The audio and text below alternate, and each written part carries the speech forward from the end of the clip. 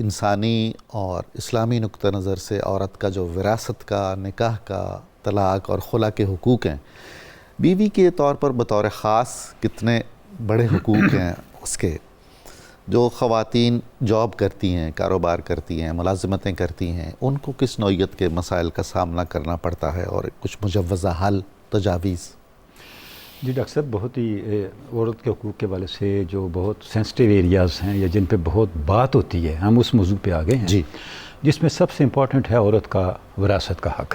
جی ہاں، اسلام سے پہلے ہم دیکھتے ہیں کہ جب عورت کو بطور ایک فرد ہی ریکگنائز نہیں کیا جاتا تھا تو وراثت تو بہت دور کی بات ہے، بلکہ عورت کو خود وراثت کا ایک حصہ سمجھا جاتا تھا۔ اللہ اکبر! یعنی ہم دیکھتے ہیں جو یعنی تاریخ چیزوں کی طرح سمجھا جاتا تھا۔ اسلام نے میراث کے اندر عورت کا حق اس طرح مقرر کیا کہ براہ راست قرآن مجید کی آیات میں اس کو بیان کیا۔ سبحان اللہ۔ اچھا ڈاکٹر صاحب، جب اس کو دیکھتے ہیں عورت کے وراثت کے حق کو، تو اس پہ اتنا زیادہ اصرار ہے قرآن مجید کا اور حدیث پاک کا، آپ صلی اللہ علیہ وسلم کے فرامین کا، جی، کہ انسان کانپ جاتا ہے کہ اس کی اہمیت کتنی زیادہ ہے۔ قرآن مجید نے جب مرد اور عورت کے حصے کو بیان کیا تو فرمایا للذکر مثل حظ الانثیین، واہ! جو مرد کا حصہ ہے وہ ایک مرد کا حصہ دو عورتوں کے حصے کے برابر ہے۔ جی، اچھا ڈاکٹر صاحب، ابھی اس آیت میں اگر آپ غور کریں، اللہ نے یونٹ عورت کو بنایا، مرد کو نہیں بنایا۔ واہ واہ واہ، بہت خوب۔ یعنی میراث کے اندر جی، بنیاد عورت کو رکھا ہے۔ واہ! یہ بھی کہا جا سکتا تھا کہ عورت کا حصہ مرد کے حصے کے آدھے کے برابر ہے، ہاں، یہ نہیں فرمایا۔ سبحان اللہ، سبحان اللہ۔ یعنی یونٹ کیا ہے؟ جی، یونٹ عورت ہے۔ اس پہ میں ایک اور مغالطے کی طرف بھی اشارہ کرنا چاہوں گا، جو عام طور پہ یہ کہا جاتا ہے کہ عورت کو آدھا حصہ ملتا ہے مرد سے کی نسبت۔ ایسا نہیں ہے۔ اگر آپ اسلام کے قانون میراث کو دیکھیں، جی، ڈاکٹر صاحب، جب میراث تقسیم ہوتی ہے، سب سے پہلے جن کو لازماً ملنی ہے، اور وہ ورثاء جن کا ذکر قرآن مجید کی آیات میں ہے، وہ ذوی الفروض ہیں۔ اچھا، اس کے بعد پھر جو ان کو ملتا ہے ان کو عصبات کہتے ہیں۔ جی، ذوی الفروض 12 ہیں۔ اچھا، 12 وہ افراد ہیں جن کو حصہ دینا قرآن مجید کی آیات کا حصہ ہے۔ اللہ اکبر! ڈاکٹر صاحب، آپ حیران ہوں گے، ان 12 میں سے 8 عورتیں اور 4 مرد ہیں۔ واہ واہ! مجھے بتائیں، یہ برابر ہے یا آدھا ہے؟ واہ واہ واہ واہ، کیا بات!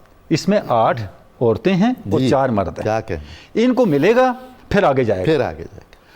دوسری بات ڈاکٹر صاحب یہ ہے، قرآن مجید کے اندر ہے اوپر اور نیچے، جیسے نانا نانی دادا دادی پہ چلے جائیں، جہاں پہ مرد اور عورتوں پہ ذمہ داری کوئی نہیں رہتی، وہ مرد اور عورت دونوں کا حصہ برابر ہے۔ اچھا، جیسے 8واں حصہ دونوں کا برابر ہے۔ واہ واہ! یہ قرآن مجید کی آیت کا حصہ ہے۔ سبحان اللہ، سبحان اللہ۔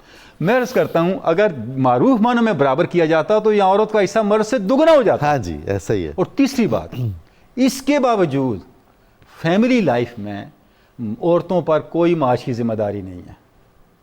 عذرو دین، عذرو دین، معاشی ذمہ داری مرد کے، چاہے عورت کماتی بھی ہو، تب بھی مرد عورت کی ذمہ داری سے مستغنی نہیں ہو سکتا، جیسے بھی ہمارے جی، ساتھ موجود ہمارے قانون ان بھی اشارہ فرما رہے تھے بالکل، کہ عورت کی کفالت مرد کی قانونی اور شرعی ذمہ داری ہے، واہ! چاہے عورت برسر روزگار بھی ہو۔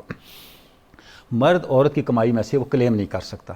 اس کے باوجود آپ دیکھیں شریعت نے کتنا اہتمام رکھا ہے عورت کے میراث کا۔ جی، تو یہ جو قانون ہے اسلام کا، اسے ہمیں ان ٹوٹیلٹی انڈرسٹینڈ کرنا ہے۔ بالکل صحیح۔ ہمارے یہاں مسئلہ کیا ہے، ہم آدھی چیزوں کو لے کے، ایسا ہی ڈاکٹر ہے۔ صاحب وقت کم ہے، کتنے مغرب کے بڑے دانشور اور ماہرین قانون ہیں جنہوں نے صرف فاروق عبداللہ کا میں نام لینا چاہوں گا، جو صدر نکسن کے ایڈوائزر تھے، اسلام کے قانون میراث سے متاثر ہو کر انہوں نے اسلام قبول کیا۔ واہ، اور اپنا سبحان نام فاروق اللہ، عبداللہ سبحان رکھا۔ اللہ، جی، اور پھر ساری زندگی اسلام کے نظام قانون کی تحقیق میں گزار دی۔ ایسے ہی۔ اچھا، اس کے بعد ڈاکٹر صاحب جو عورت کے حقوق کے بارے سے میں ایک اور طرف اشارہ کرنا چاہوں گا، اگر عورت کی میراث کے بارے میں شریعت اتنی محتاط ہے، اگر مرد مرض الموت میں مبتلا ہو جی، اور اس وقت اسے اندیشہ ہو کہ میں مر جاؤں گا، اور عورت کو طلاق دے دے کہ میری جائیداد بہت زیادہ ہے، میرے بہن بھائیوں میں رہی، عورت کہیں نہ لے جائے، شریعت یہ کہتی ہے اس میں وہ مرد مر جائے عورت کو حصہ ملے گا۔ اچھا، سبحان اللہ، سبحان اللہ۔ اس کی طلاق کا اثر عورت کی وراثت پہ نہیں پڑے۔ سبحان اللہ۔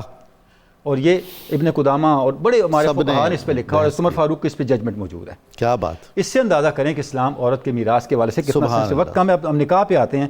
ڈاکٹر صاحب، نکاح کے حوالے سے جب ہم دیکھتے ہیں عورت کو جو نکاح کا حق ہے، سب سے پہلی بات یہ ہے عورت کے اس حق کی سینکٹیٹی کو، اس کے تقدس کو شریعت نے سیکیور کیا ہے۔ سبحان اللہ۔ اسلام کے جب آیا اس وقت کیا حشر تھا، ساری دنیا کو چھوڑ، صرف عرب کے معاشرے کو دیکھیں، ایک سے زائد نکاح کے فارمیٹ موجود تھے، جی 9-10 طریقے تھے نکاح کرنے کے۔ جی ہاں میں صرف اشارہ کرنا چاہوں گا، ایک تو نکاح متعارف تھا جو آج کل بھی ہو رہا ہے، جس کو شریعت نے قائم رکھا۔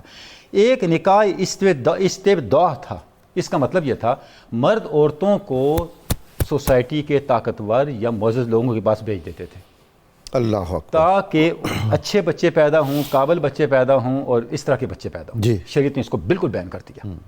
اس کے بعد ایک نکاح بدل تھا، بغیر مہر حق کے مہر کے بہنوں اور بیٹیوں کا تبادلہ کرتے تھے، اللہ اکبر، اس کو بھی شریعت نے بین کر دیا۔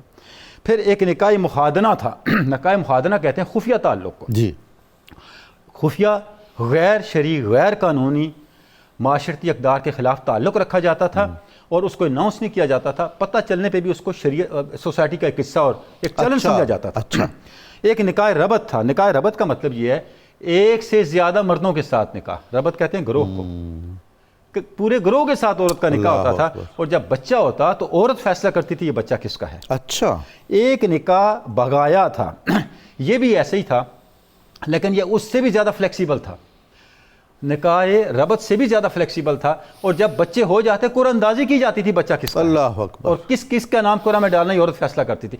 یعنی 9 طریقے تھے، شریعت نے ان سب کو بیان کیا۔ اور اگر آپ ان طریقوں کو ڈاکٹر صاحب دیکھیں، اس میں اہانت کس کی تھی؟ عورت کی اہانت، عورت کا تقدس ختم ہو رہا تھا۔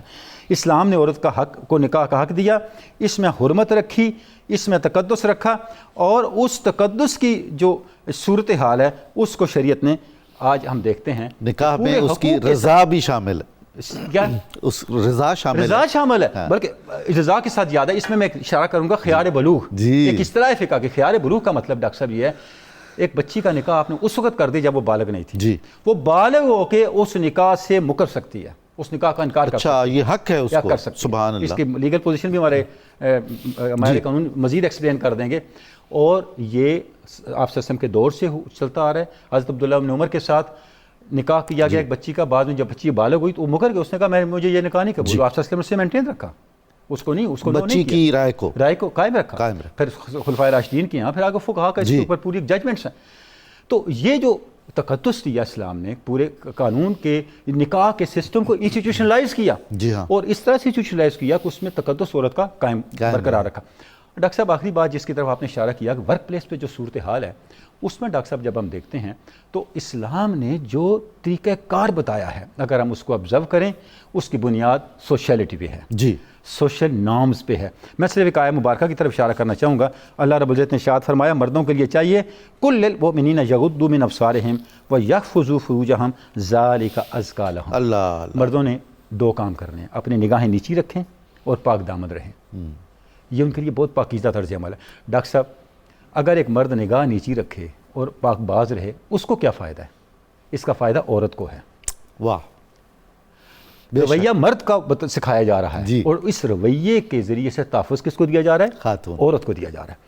تو میں سمجھتا ہوں کہ بہت تعلیمات ہیں لیکن قرآن مجید کے اس اصول کو اگر ہم لے لیں اور اس کو ایک سسٹم کے طور پہ اڈاپٹ کر لیں ورک پلیس پہ، تو جتنی ہیرسمنٹ ہے عورت کے لیے عدم تحفظ ہے اور مسائل ہیں وہ سارے کے سارے مسائل جو حل ہو سکتے ہیں۔ واہ واہ کیا بات ہے جناب۔